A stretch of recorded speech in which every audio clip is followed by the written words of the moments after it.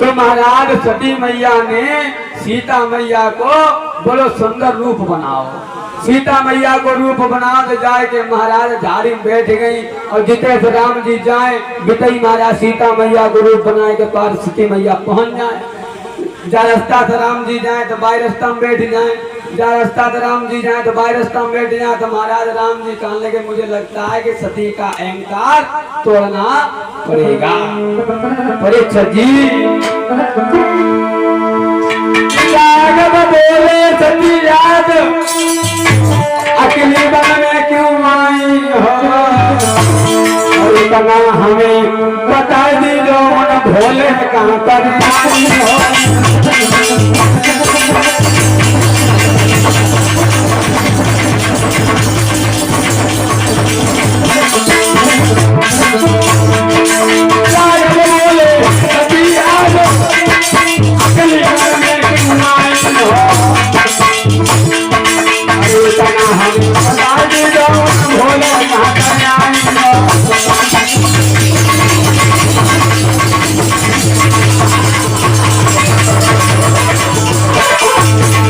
परीक्षित महाराज जवाब दिया, राघव बोले तुम सती आज अकेली बन के क्यों आई हो, और इतना हमें बता दी जो उन भोले कहाँ कर आई हो।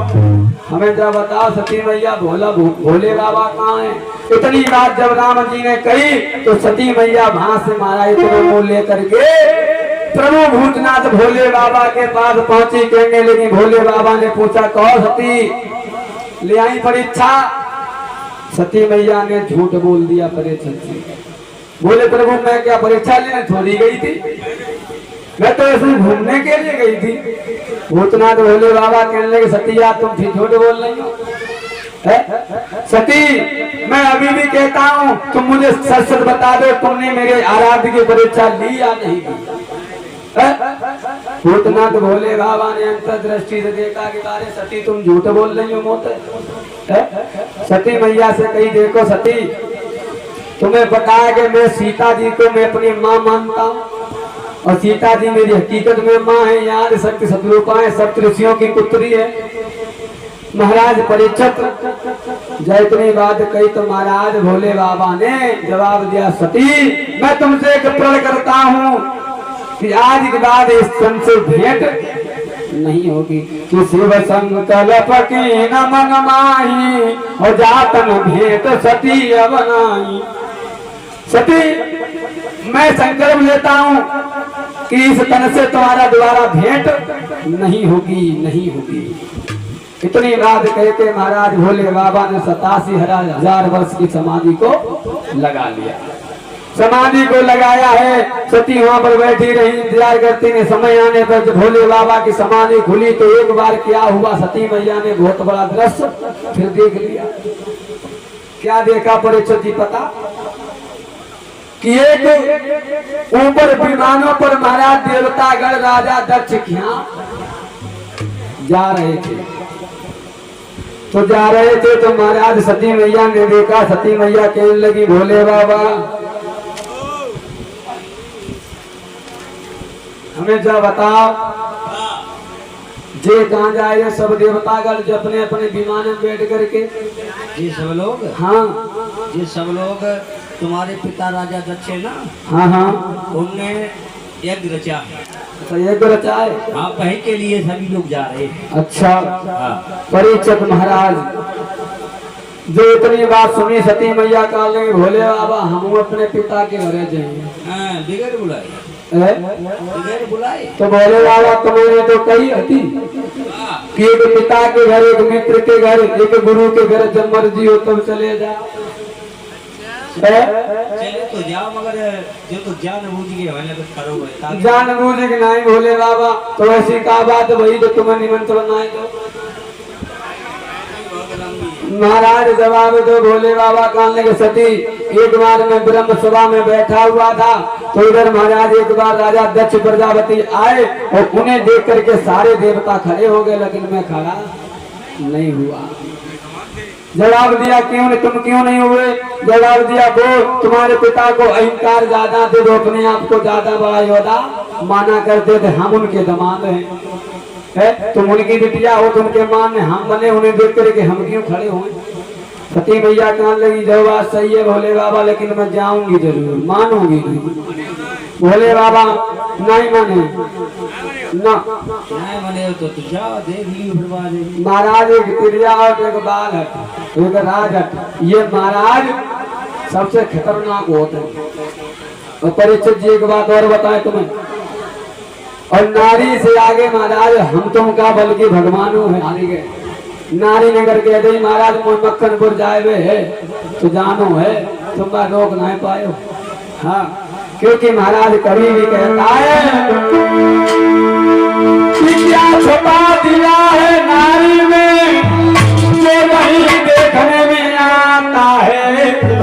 और नारी के आगे सूरवीर बलवान तलक झुक जाता है, झुक जाता है।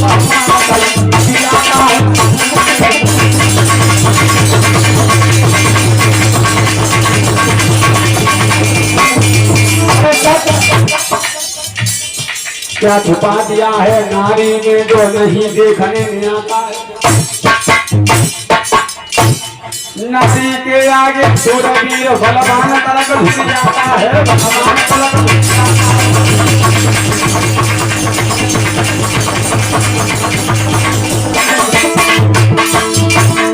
अरे विश्वामित्र मिलता है जबन में गोरा। अरे नारद की क्या बात करें, वो विश्वम होनी पगला।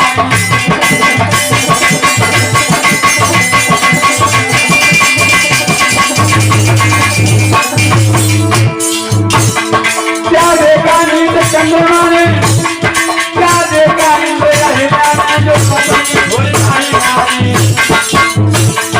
क्या देखा नींद चंद्रमा ने जो गुरु भागो नारी।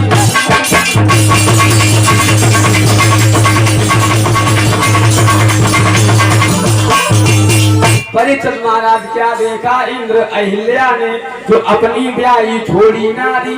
देवराज इंद्र ने अहिल्या के साथ छल करना चाहा, और महाराज वो देखो नीच चंद्रमा को जो गुरु की ले भागो नारी, यानी अपने गुरु विश्वत की नारी को लेकर के भाग गया था। कौन? चंद्रमा। महाराज परीक्षित विश्वामित्र मेनका संग में बीच वन में बौराने, और नारद की क्या बात करें जो विश्व मोहनी संग पगलाने। परीक्षित महाराज नारी के आगे हम तुम नहीं बल्कि भगवान भी हारे हैं। भोले बाबा कहने लगे ऐसी अगर सती अगर नहीं बात मानती हो तो क्या। सती मैया गई, सती मैया ने देखा कि वहां पर परीक्षित महाराज उनके पति का आसन ना देख करके सती मैया को बहुत दुख हुआ। सती मैया मन में विचार करने लगी, मेरे भगवत श्रोताओ, अपनी मैया के पास पहुंची, कहने लगी मैया ये बताओ हमारे प्रिया से ऐसी कौन सी भूल बन गई है जो आप लोगों ने मुझे निमंत्रण नहीं दिया। मैया कहने लगी ऐसी करो बेटी, तुम अपने पिता से जाकर के बात करो। पिता के पास मैया सती भाग करके पहुंची। मैया ने जवाब दिया, पिताजी हमसे ऐसी कौन सी भूल बन गई है जो आपने मुझे निमंत्रण नहीं दिया। सती मैया की आंखों में अश्रु की धारा बहने लगी है, सती मैया रोने लगी है। परीक्षित जी जब रोने लगी है उसी समय महाराज जब सती मैया को कुछ समझ में नहीं आया, उनका अपमान, और एक पत्नी वही है जो अपने पति का अपमान सहन ना कर पाए। और महाराज पत्नी वही है जो अपने पति का मान सहन ना कर पाए। उनके पति, एक पत्नी अपनी पति की कभी बुराई सहन नहीं कर सकती भैया, क्योंकि परीक्षित महाराज एक पत्नी के सामने और एक पति के सामने अगर एक पत्नी खत्म हो जाए तो पति जी लेगा, लेकिन पत्नी के सामने अगर पति खत्म हो जाए तो पत्नी जी नहीं पाएगी। परीक्षित जी क्योंकि कभी भी कल्पना करता है यहाँ पर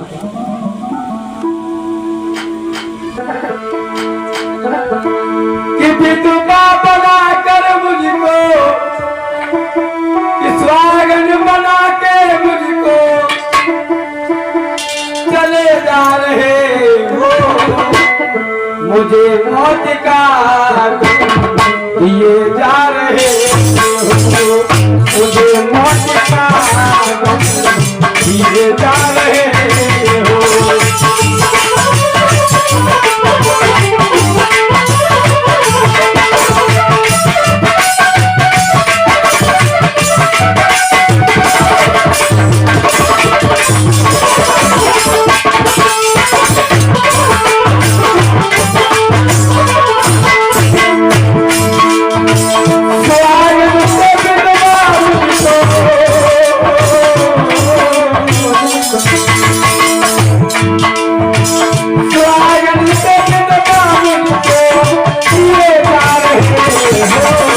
मुझे मौत का गम दिए जा रहे हो।